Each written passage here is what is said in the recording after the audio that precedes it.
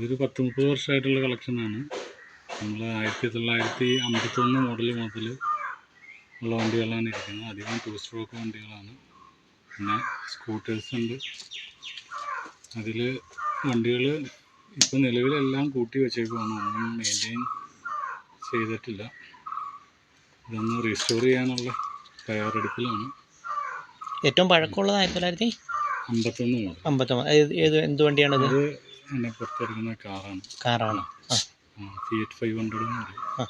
പിന്നെ 59 model Lambretta bike collection ഉണ്ടല്ലേ. സണ്ണികൾ, ആദ്യം പുഷ്പക്ക്, LML20, പിന്നെ നർമ്മദ, വിജയ് സൂപ്പർ, ലാംബി പോളോ, ലാംബി മാക്ക്, ലാംബ്രട്ട, അങ്ങനെ തുടങ്ങിയിരിക്കുന്ന സാധനങ്ങൾ. പ്രിയ, വെസ്പ, ബജാജ് 150, ലാംബി, പിന്നെ ചേതക്കിൻ്റെ 4 സ്ട്രോക്ക് വണ്ടികൾ. ഇത്തരത്തിലെ ഒരു കളക്ഷനിലേക്ക് ശരിക്കും എന്താ ശരിക്കും വരാനുള്ള ഒരു പ്രചോദനം എന്താണ് നമുക്ക്? ഇത് ഇങ്ങനെ പണ്ട് ബൈക്ക് റാലി പരിപാടികളൊക്കെ ഉണ്ടായിരുന്നു അല്ലേ. അപ്പോൾ അതുമായിട്ട് ബന്ധപ്പെട്ട് ഇങ്ങനെ പയ്യെ ഓരോന്ന് കളക്ട് ചെയ്ത്. അത് നമ്മുടെ എത്രാമത്തെ വയസ്സിലായിരുന്നു 93 മുതൽ കൊണ്ടുണ്ടായിരുന്നു അല്ലേ? ഏതെല്ലാം രീതിയിലുള്ള റേസിംഗ് ആയിരുന്നു? ബൈക്ക് സ്പീഡ് റേസ് ഉണ്ടായിരുന്നു, bike mud race, slow race, എല്ലാ പരിപാടികളും ഉണ്ട്. അപ്പോൾ അന്ന് നമുക്ക് സ്വന്തമായിട്ട് വാഹനം ഉണ്ടായിരുന്നല്ലോ അല്ലേ? ഉണ്ടായിരുന്നു. ആ വാഹനം സൂക്ഷിക്കുന്നുണ്ട്. അതിപ്പോൾ 1986 മോഡല് KC രജിസ്ട്രേഷനിലുള്ളൊരു യമഹ ഉണ്ടല്ലേ. ഗ്രീൻ കളർ വണ്ടിയാണ്. ഇപ്പം നിലവിൽ നമ്മുടെ ഈ കളക്ഷനുള്ള വാഹനം ഇപ്പോഴും നമുക്ക് നേരത്തിൽ ഇറക്കാൻ പറ്റുന്നതാണോ?